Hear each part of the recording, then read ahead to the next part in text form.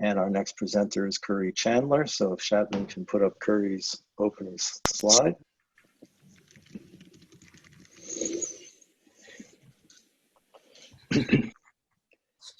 And Curry, as you see, visiting lecturer at the University of Pittsburgh.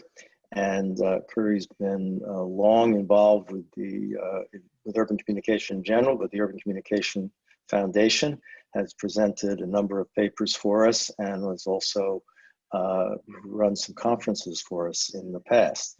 Today, his presentation is Infrastructures and Imaginaries of the Communicative City, the Criticality of Communication Idioms in an Era of Mediated Urbanism. Curry?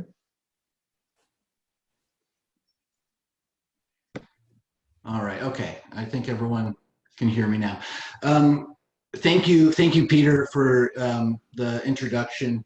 And I do just want to briefly echo the thanks that Nikos and Jasmine offered to the organizers of the event.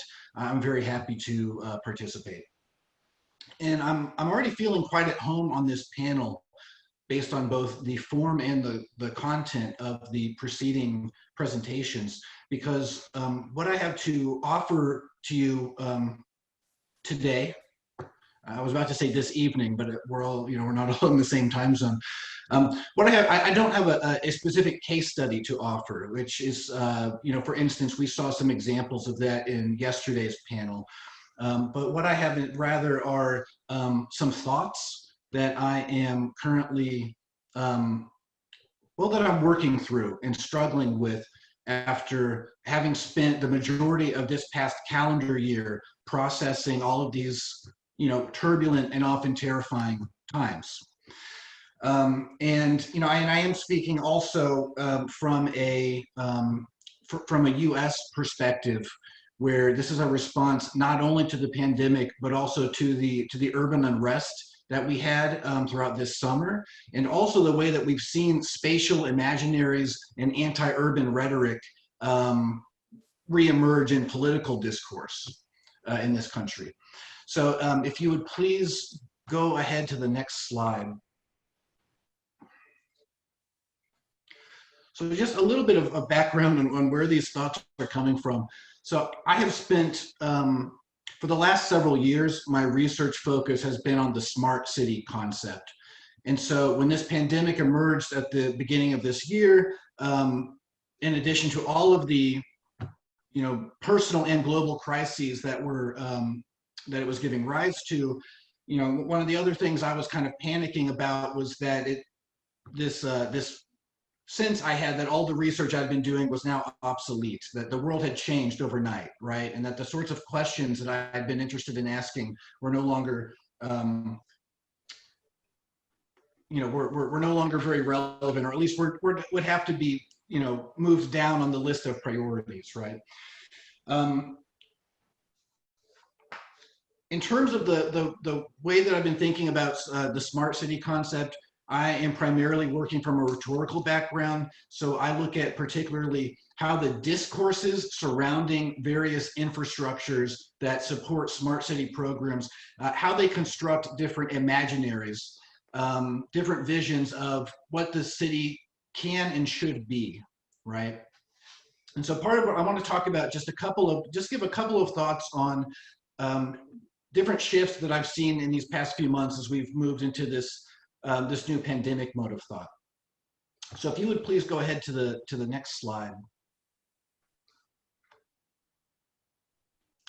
So in regard to infrastructures, there's just two trends that I want to highlight, and we've already heard some about this today.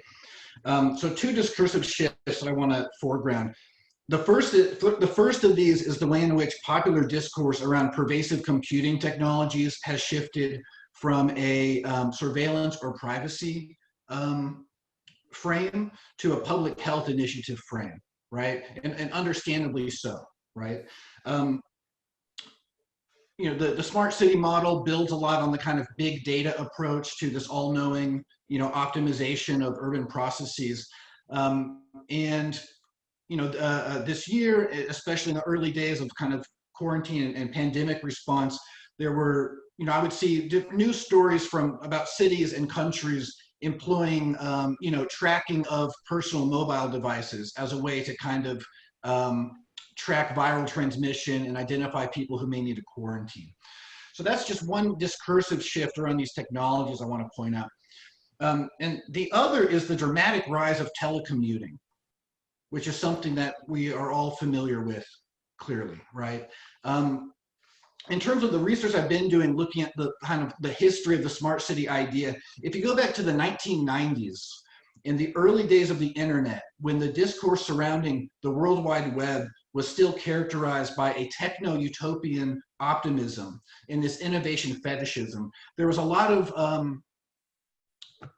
commentary and speculation that telecommuting was going to radically change how we lived and worked, and would that would lead to a loosening of ties between firms and specific geographic location. And of course, that's not what happened over the preceding 2 decades or so. Instead, we saw, in the U.S. and other cities around the world, a return to the city movement, a renewed sort of cultural capitalization of urban centers, and this seemingly paradoxical effect where the increasing affordability and accessibility of network communications actually led to a resurgence of economic and industry clusters in urban centers. And so I think that now telecommuting has really arrived. It's gone from kind of a niche or occasional application to something that is now part of people's daily experience. One of the ways I'm thinking about the potential impacts of this is how we talk about urban scale. And so I'm particularly thinking about the late urban geographer Neil Smith, who wrote about the practical limits of daily commuting time as being one of these kinds of limiters of urban scale. And so it'll be interesting to see how that plays out. Now, of course, it has to be mentioned that the advent of telecommuting has not been universal for all workers. And that part of what we've seen is this classification of essential and non-essential laborers.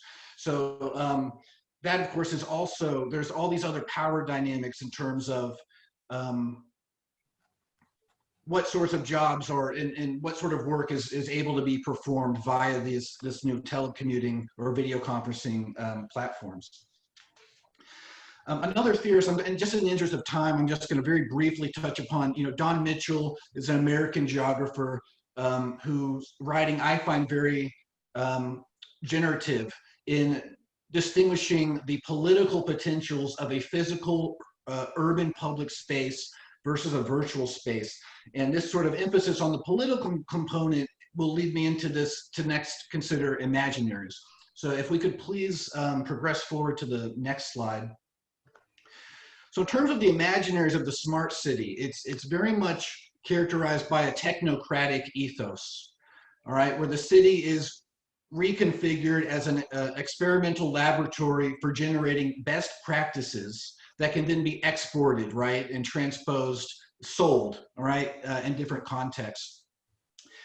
And one of the reasons I was, one of the issues that I, and of course many other people have taken with this imaginary is that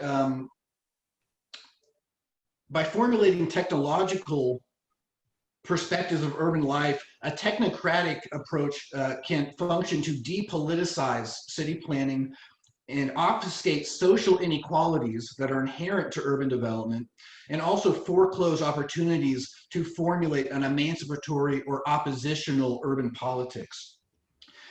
So when the pandemic emerged at the beginning of this year, again, I was worried that this would really cement the technocratic approach to urban life and urban problems.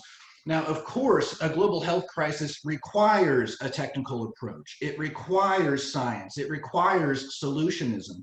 But my concern as a critical scholar is that the technical approach does not occlude or serve to obfuscate the underlying power structures and inherent value judgments. Now, ultimately, this concern proved unfounded, right? So we saw in the US not only that you could very much politicize the pandemic and make the response to the pandemic, you could polarized along ideological lines. And this is frankly still a crisis in this country, right? But we also saw in the summer these urban uprisings, these protests, and these riots that began as a response to not only spectacular examples of state violence and brutality against people of color, but also the continued extrajudicial killings of Black men in particular. And in this context, we saw these demonstrations draw attention to legacies of injustice, both racial and otherwise, as well as how these legacies are implicated in patterns of urban development and inscribed into the built environment. So the idea I'm trying to foreground in terms of talking about Imaginaries is contestations over the future of the city and how we envision it. And so we can, I'm thinking back to from Nikos's talk about these hope and fear, right? This affective element. If we could go on to the next slide, please. Okay, so in terms of what this has to do with the communicative city, a concept that I have found to be very helpful in how I approach the smart city is the notion of communicative capitalism that the political philosopher Jody Dean has formulated.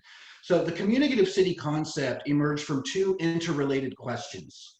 How does a city communicate, and how does it facilitate communication? Jody Dean's notion of communicative capitalism has to do with how the discourses of participation and exchange turn messages into, this is an oversimplification, so because I have about a minute until Peter interrupts me, so I'm trying to hurry.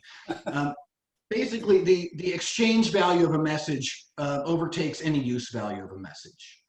And so if we go back to something that Jasmine said in her presentation, where she was briefly distinguishing between control and containment against dynamic and open communication. In communicative capitalism, the discourse and this democratic fetishization of participation actually serves to facilitate more kind of control and containment. All right, if we could go ahead to the next slide, please. Okay, so this is my conclusion, Peter. So this is my final slide. Okay, still have a minute. Okay, so to reiterate briefly, the pandemic makes clear the need for science, technology, engineering, and so on to solve problems and maintain a quality of life. But I think it's crucial to be wary of the ways in which a technocratic veneer obscures the ideological underpinnings that direct policy programs, and also the ways in which technocratic imaginaries limit the scope of our potential urban futures. The infrastructures of urban life provide a fundamental support for daily existence and enactments of sociality, but urban imaginaries are how we envision a future for both individual and collective life beyond mere survival. So I guess I'm advocating for a critical component to the communicative city concept, one that goes beyond a functionalist perspective of the urban infrastructures that support sociality and considers the greater purposes that communication may serve to facilitate. And again, what I'm advocating for here is expressly a political commitment in that. The pandemic poses some clear challenges to the communicative city concept, not least of which is the impact on public interaction and encounter in a world in which isolation is celebrated as a virtue or recognized as an imperative, and indeed fulfills a social good. But the pandemic offers a lot of potential opportunities as well, as moments of crisis and dramatic change often do. And in that spirit, one idea I've been thinking through relates to the productive potential of failure and breakdown, and the spaces that such moments might open up outside the continual circulation that Dean identifies with communicative capitalism. Now, having said that, it's a tricky line to tread, finding those productive potentials in moments of breakdown without valorizing disconnection or romanticizing disenfranchisement. Okay, so I've gone over my time, so I'll stop there, but thank you very much, everyone, for your attention.